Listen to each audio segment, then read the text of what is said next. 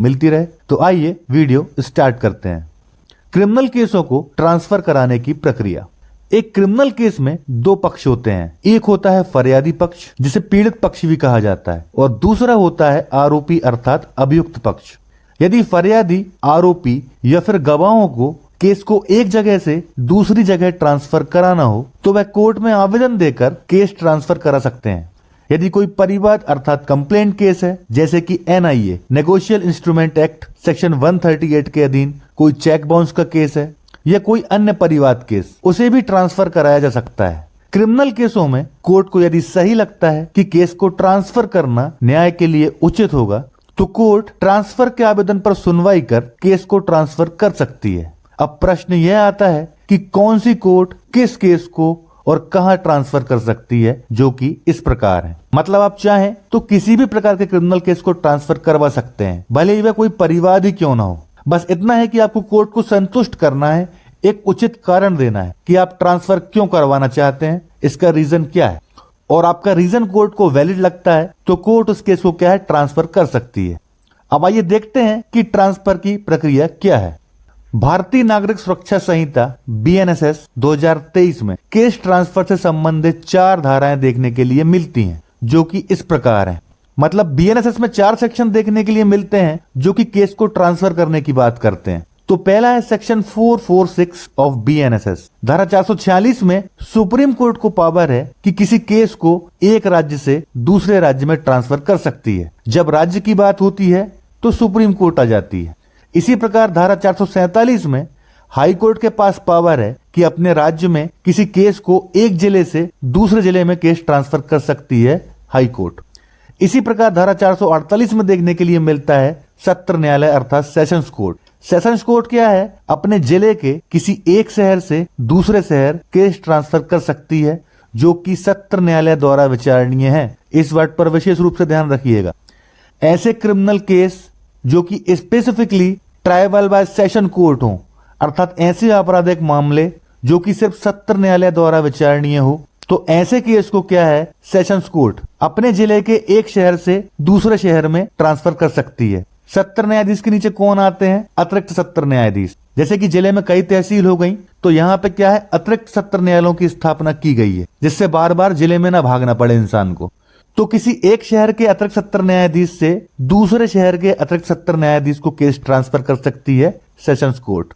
इसके बाद आती है धारा 450। इसमें देखने के लिए मिलता है कि मुख्य न्यायिक मजिस्ट्रेट CJM अर्थात चीफ जुडिशियल मजिस्ट्रेट अपने अधीन जिले के किसी भी मजिस्ट्रेट से केस को वापस बुलवा सकता है या किसी अन्य मजिस्ट्रेट को केस ट्रांसफर कर सकता है या स्वयं उस केस की सुनवाई कर सकता है। तो यहाँ पे CJM भी क्या है अपने जिले में केस ट्रांसफर कर रहे हैं एक मजिस्ट्रेट से दूसरे मजिस्ट्रेट, और यहाँ पे सेशंस कोर्ट भी वही कर रही है कि अपने जिले में एक शहर से दूसरे शहर केस ट्रांसफर करना। लेकिन दोनों में फर्क इतना है कि सेशंस कोर्ट क्या है ऐसे मामले को ट्रांसफर करती है जो कि सत्र न्यायालय द्वारा विचारणीय हो, और CJM क्या है ऐसे केसों को ट्रांसफर करते हैं जो केस क्या है मजिस्ट्रेट के द्वारा ट्राइबल हो। उदाहरण के लिए हमारे पास एक इमेज है मध्य प्रदेश के एक जिले की, जिले का नाम है नर्मदापुरम। अब आप देख सकते हैं कि जिला ये रहा नर्मदापुरम और ये जिले की सीमाएं हैं। अब इस जिले में कितने शहर आपको देखने के लिए मिल रहे हैं, सिवनी मालवा, केसला, इटारसी, बाबई, सुहागपुर, पिपरिया, बनखेड़ी। तो मुख्य न्यायालय कहाँ पे हो गया, जिला एवं सत्र न्यायालय नर्मदापुरम में, और अतिरिक्त जिला एवं सत्र न्यायालय कहाँ पे स्थापित होंगे, इन शहरों में होंगे। एक ये पिपरिया में हो जाएगा, यहाँ पे भी एक अतिरिक्त जिला एवं सत्र न्यायाधीश बैठेंगे, एक सुहागपुर में बैठेंगे, एक इटारसी में रहेंगे। इसी प्रकार हर शहर की हर कोर्ट में अतिरिक्त जिला एवं सत्र न्यायालयों की स्थापना की गई है। अब मान लीजिए आपको केस ट्रांसफर करवाना है ऐसा मामला जो कि सत्र न्यायालय द्वारा विचारणीय हो। मान लीजिए पिपरिया से आपको इटारसी ट्रांसफर करवाना है केस को, तो आप आवेदन कहाँ देंगे, प्रधान जिला एवं सत्र न्यायाधीश की कोर्ट में, जो कहाँ पे है नर्मदापुरम में, कि भाई पिपरिया से केस को इटारसी ट्रांसफर किया जाए, और जो भी आपका कारण हो आप वो बता सकते हैं। इसी प्रकार जैसे हर कोर्ट में अतिरिक्त जिला एवं सत्र न्यायाधीश बैठते हैं, उसी प्रकार हर कोर्ट में क्या है JMFC judicial magistrate first class बैठते हैं। तो ऐसा केस जो कि मजिस्ट्रेट द्वारा विचारणीय हो, आपको उसे ट्रांसफर करवाना है, तो उसके लिए भी आप आवेदन कहां लगाएंगे, मेन कोर्ट में। लेकिन कोर्ट किसकी रहेगी, सत्र न्यायाधीश की नहीं रहेगी, वो वो कोर्ट रहेगी सीजेएम की, चीफ जुडिशियल मजिस्ट्रेट की, क्योंकि धारा 450 के अंतर्गत सीजेएम के पास पावर है कि ऐसे मामले जो कि मजिस्ट्रेट के द्वारा विचारणीय हो तो सीजेएम क्या है, या तो उन्हें वापस बुलवा सकता है या किसी अन्य मजिस्ट्रेट को ट्रांसफर कर सकता है या फिर खुद उस मामले की सुनवाई कर सकता है। मान लीजिए सिवनी मालवा से इटारसी ट्रांसफर करवाना है या पिपरिया ट्रांसफर करवाना है, ऐसा केस जो कि मजिस्ट्रेट द्वारा विचारणीय हो तो धारा 450 के अंतर्गत आप सीजेएम की कोर्ट में आवेदन देंगे। तो यही बात ये धाराएं कह रही हैं। बस अंतर इतना है कि 450 में क्या है, ऐसे केस जो मजिस्ट्रेट द्वारा विचारणीय हो तो एक मजिस्ट्रेट से दूसरे मजिस्ट्रेट की कोर्ट में आप ट्रांसफर करवा सकते हैं। उसके लिए आपको आवेदन लगाना पड़ेगा सीजेएम की कोर्ट में। ऐसा मामला जो कि सत्र न्यायालय द्वारा विचारणीय हो तो ऐसे केस को एक जिले की एक तहसील से दूसरी तहसील ट्रांसफर करवाने के लिए आपको आवेदन लगाना पड़ेगा सेशंस कोर्ट में। अब एक जिले से दूसरे जिले में आपको ट्रांसफर करवाना है तो आवेदन लगाना पड़ेगा हाई कोर्ट में, और एक राज्य से दूसरे राज्य में आपको केस ट्रांसफर करवाना है तो आवेदन लगेगा फिर सुप्रीम कोर्ट में। तो आज के इस वीडियो में हम स्टार्टिंग करेंगे सेक्शन 450 जो कि होता है सीजेएम की कोर्ट से केस ट्रांसफर करवाना। इस वीडियो को हम 4 पार्ट में डिवाइड करेंगे। पहला पार्ट ये रहेगा, इसके बाद सेकंड पार्ट रहेगा 448 पर, थर्ड पार्ट रहेगा 447 पर और लास्ट पार्ट रहेगा 446 पर। तो आइए सबसे पहले देखते हैं धारा 450। जब एक जिले के अंदर एक तहसील से दूसरी तहसील आपको केस ट्रांसफर करवाना हो और वो केस क्या है, मजिस्ट्रेट द्वारा विचारणीय हो, तब धारा 450 क्या कहती है। धारा 450 न्यायिक मजिस्ट्रेटों द्वारा मामलों का वापस लिया जाना। कोई मुख्य न्यायिक मजिस्ट्रेट अर्थात चीफ जुडिशियल मजिस्ट्रेट, ध्यान रखिएगा जिले की हर तहसील में जितने मजिस्ट्रेट बैठे हैं उन सभी को कार्यभार कौन सौंपता है, मुख्य न्यायिक मजिस्ट्रेट। मतलब कौन सा मजिस्ट्रेट जिले का, हर तहसील का कौन से काम देखेगा, तो ये काम कौन बांटता है इन मजिस्ट्रेटों को, मुख्य न्यायिक मजिस्ट्रेट बांटते हैं। तो मुख्य न्यायिक मजिस्ट्रेट अर्थात चीफ जुडिशियल मजिस्ट्रेट सीजेएम अपने अधीनस्थ किसी मजिस्ट्रेट से किसी मामले को वापस ले सकेगा या किसी मामले को जिसे उसने ऐसे मजिस्ट्रेट के हवाले किया है वापस मांग सकेगा और मामले की जांच या विचारण स्वयं कर सकेगा या उसे जांच या विचारण के लिए अन्य ऐसे मजिस्ट्रेट को निर्देशित कर सकेगा जो उसकी जांच का विचारण करने के लिए सक्षम हो। मतलब सीजेएम जो है किसी मजिस्ट्रेट से जो कि उसके अधीन कार्य कर रहा है जिले में हर तहसील में, जिले की हर तहसील का मजिस्ट्रेट क्या है, सीजेएम के अधीन होते हैं। तो ऐसे मजिस्ट्रेट से सीजेएम क्या है, किसी केस को अपने पास वापस ले सकेगा कि नहीं भाई केस हमको वापस भेजो, या फिर सीजेएम ने कोई केस क्या है मजिस्ट्रेट के पास ट्रांसफर किया है, उसके हवाले किया है, तो भी क्या है सीजेएम उसे वापस मंगा सकता है कि भाई केस की फाइल हमारे पास वापस भेजो। और जब फाइल वापस आ जाए सीजेएम के पास तो सीजेएम क्या है उस केस की जांच या विचारण, मतलब जो ट्रायल जो है वो सीजेएम क्या है स्वयं कर सकेगा। या फिर सीजेएम क्या कर सकता है कि उस केस की जांच या विचारण किसी दूसरे मजिस्ट्रेट से करवा सकता है कि भाई तुमसे केस लेकर हम दूसरे मजिस्ट्रेट को देते हैं, और किसी ऐसे मजिस्ट्रेट को उसकी जांच या विचारण करने के लिए भेज सकता है जो कि सक्षम हो। अब सक्षम वाली बात क्यों लिखी है यहाँ पर, क्योंकि मध्य प्रदेश में जो मजिस्ट्रेट की भर्ती होती है वो सिविल जज क्लास 2 से होती है, लेकिन जुडिशियल मजिस्ट्रेट फर्स्ट क्लास ही बनते हैं वो डायरेक्ट। अब कई स्टेट में क्या है सेकंड क्लास मजिस्ट्रेट भी चलता है। तो ऐसा मजिस्ट्रेट जो कि क्या है सेकंड क्लास है, अब सेकंड क्लास मजिस्ट्रेट क्या है फर्स्ट क्लास मजिस्ट्रेट के काम नहीं कर सकता, लेकिन सीजेएम के पास पावर है कि वो सेकंड क्लास मजिस्ट्रेट को भी क्या है इसलिए सशक्त कर सकता है, मतलब ये शक्ति दे सकता है कि वो फर्स्ट क्लास मजिस्ट्रेट के भी काम कर सके।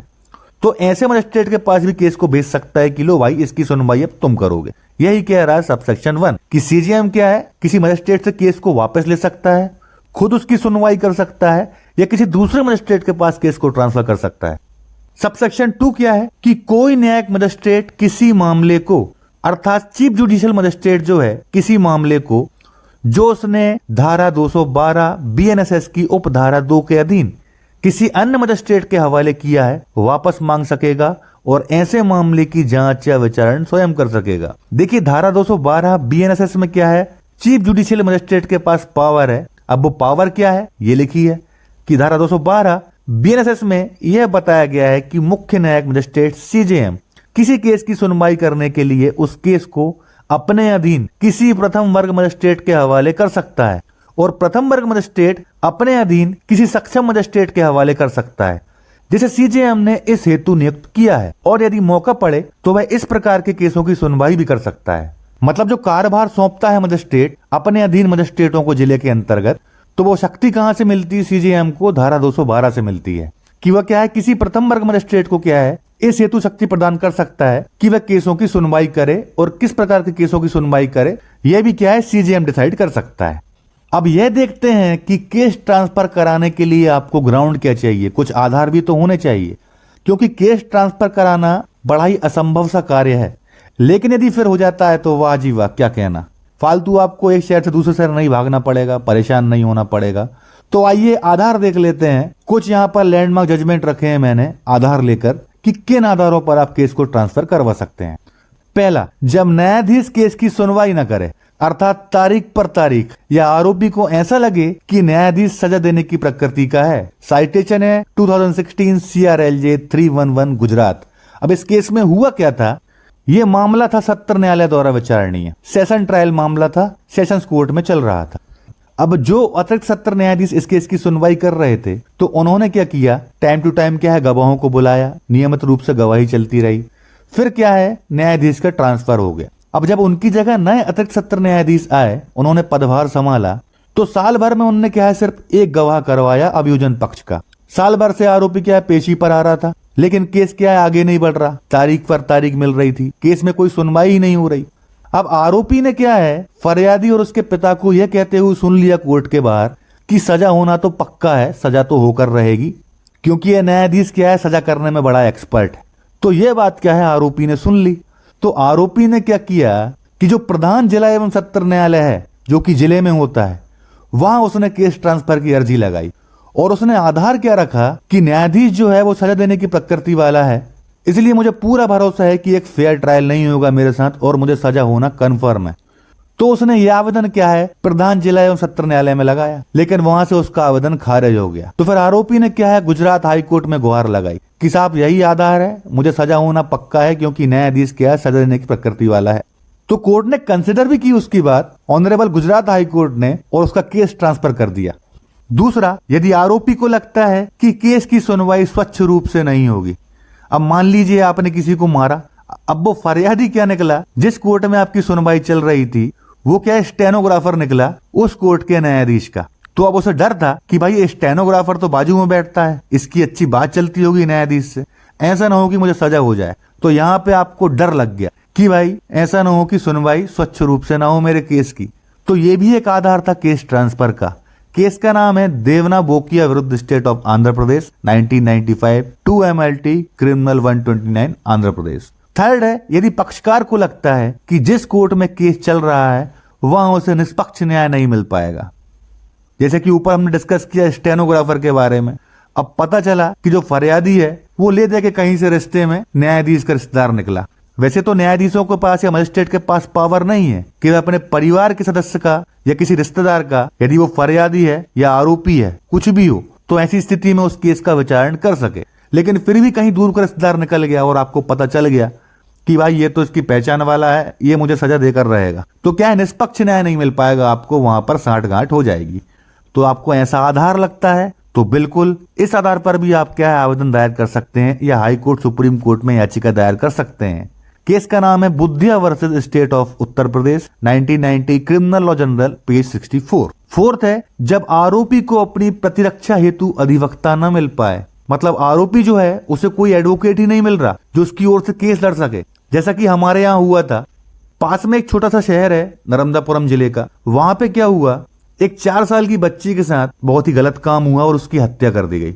तो शहर का माहौल खराब हो गया, लड़ाई झगड़े हो रहे, लोग फांसी की मांग कर रहे थे आरोपी की। तो ऐसी स्थिति में क्या हुआ कि वहां के अधिवक्ताओं ने उस शहर के उसकी पैरवी करने से मना कर दिया। तो ये क्या होता है, अपनी प्रतिरक्षा के लिए अधिवक्ता ना मिल पाना। अब भाई एडवोकेट ही नहीं है, आपको लीगल एड से भी एडवोकेट नहीं अपीयर हो रहा है कोई आपकी साइड से, तो ऐसी स्थिति में क्या करेंगे आप, एडवोकेट तो आपको चाहिए। तो ये भी एक आधार है केस ट्रांसफर करवाने का। लेकिन आधार ये नहीं है कि आपको मन का एडवोकेट नहीं मिल रहा, हमारे नहीं, कोई भी एडवोकेट नहीं मिल रहा, सिर्फ यही आधार हो सकता है। साइटेशन है निर्णय पत्रिका 1971 आंध्र प्रदेश, पेज है 188। फिफ्थ है, जब जान का जोखिम हो, मान लीजिए भाई आपने किसी का मर्डर कर दिया, अब उसके घर वाले बड़े बाहुबली, मतलब यही इंतजार में बैठे हैं कि कब आप जेल से बाहर आ जाएं, आपको निपटा दें, या आप पेशी पर आ जाएं, जेल से बाहर जमानत मिल गई है, पेशी पर आ बेटा, बच के चला गया तो नाम बदल दियो। ऐसी स्थिति होती है, आपके ऊपर हमला होता है, मतलब जान का जोखिम है आपको। यदि आपको ऐसा लगता है तो ये भी एक आधार है केस ट्रांसफर करवाने का, जो कि इस केस में हुआ था। आरोपी को जान का जोखिम था। केस का नाम है Devilal versus state of Rajasthan 1999, WLC Rajasthan, page number है 398। पति या पत्नी के बीच चल रहे केस जैसे घरेलू हिंसा, दहेज प्रताड़ना, भरण पोषण जैसे केसों को भी ट्रांसफर करवाया जा सकता है। उदाहरण के तौर पर माने जैसे कि यदि पति को अपने क्षेत्र में केस ट्रांसफर कराने हैं तो पति को कोर्ट को ठोस आधार बताना होगा, जैसे कि पति को कोई गंभीर बीमारी हो जिससे कि वह आने जाने में असमर्थ हो, या माता पिता की कोई गंभीर बीमारी जिससे उन्हें अकेला ना छोड़ा जा सके। मान लीजिए माताजी पैरालाइज्ड हैं या पिताजी पैरालाइज्ड हैं, कोई करने वाला है ही नहीं उनका, तो भाई ऐसी स्थिति में कोई कैसे ही आ जाएगा। या फिर पेशियों पर आने से नौकरी से निकाले जाने का खतरा, या फिर पत्नी के मायके वालों से जान का खतरा आदि कई आधार हो सकते हैं जिस पर से एक पति केस को अपने क्षेत्र में ट्रांसफर करा सकता है या किसी अन्य जगह, जैसा कि न्यायालय आदेश कर दे। यही काम क्या है पत्नी भी अपना सकती है। मैंने यहाँ पे पति की साइड इसलिए ली है क्योंकि बेचारों के लिए कोई कानून नहीं है, कोर्ट भी उनकी नहीं सुनती, बिना गवाही के ही इंटरिम मेंटेनेंस बांध दिया जाता है, झूठे केस हो रहे हैं उनके ऊपर, उनकी हत्याएं हो रही हैं। इसलिए यहाँ पे पति को लेकर चला हूं और पति की साइड से ही हम एप्लीकेशन ड्राफ्टिंग करेंगे आज।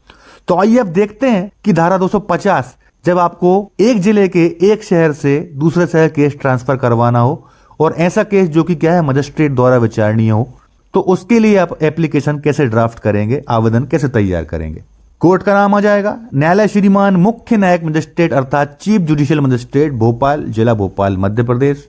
आवेदक जो है आरोपी ही क्या है, आवेदक बन जाता है जब वो कोई आवेदन लगाता है। तो आवेदक हो गया अजय। क्रिमिनल केस है चूंकि, तो इसमें फरियादी कौन रहता है, राज्य रहता है, क्योंकि फरियादी का नाम क्या है उजागर नहीं किया जाता, तो उसकी ओर से क्या है राज्य ही पैरवी करता है मुफ्त कानूनी सहायता। तो विरुद्ध में कौन आएगा, मध्य प्रदेश राज्य द्वारा पुलिस थाना भोपाल, जिस थाने ने क्या है FIR दर्ज की थी इस व्यक्ति के खिलाफ। तो हम इसकी ओर से आवेदन लगा रहे हैं कि भाई हमको केस ट्रांसफर करवाना है अपने यहाँ पे। केस का नाम डाल दीजिएगा, जो केस क्या है मजिस्ट्रेट के यहाँ चल रहा था। ये आवेदन तो आप जिले में आके CJM की कोर्ट में पेश कर रहे हैं।